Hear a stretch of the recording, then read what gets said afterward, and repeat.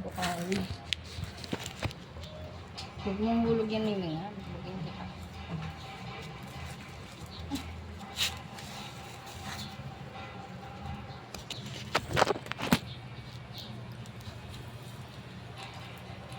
Hoy, hulogin kita Miming.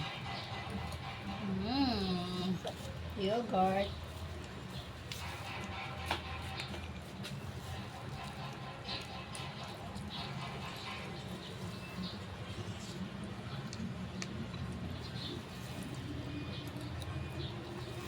Mukhang malayo pa na ma-Alphamart doon man. Ay, mukhang wala ako nakita Alphamart.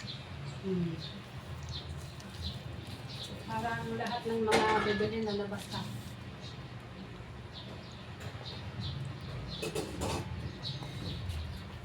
Yung yogurt ng baby doon. Kasi malayo ang... Parang wala ako nakita Alphamart eh. Wala pa man doon.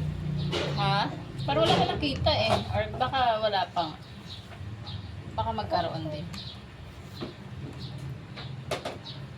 Talagay ko, pag ano ka, punta ka talaga doon sa mga sa may SM. Oo nga.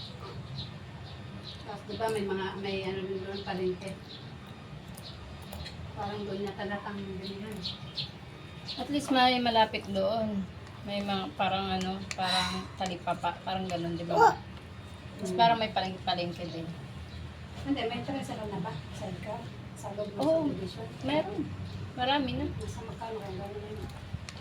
Ewan ko lang. Yun nga gusto ni Makmak. Mahalan din na yan.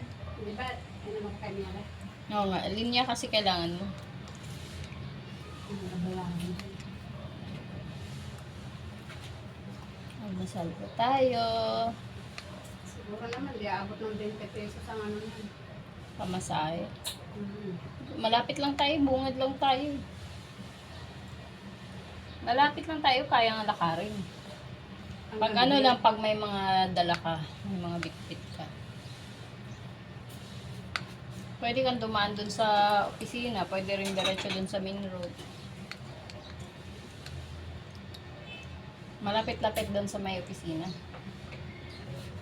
Pag labas mo pag ganun, may opisina, pa diretso ka na pakaliwa. Ano yung main road? Hindi dun sa may opisina. Ang main road, dire-diretso lang. Hindi ka naliliko. Pagdating na dun sa may kalagitnaan. Yun ang hindi ko sabihin. Kung doon ba yun? Dahan-dahan ka. Oo, pwede.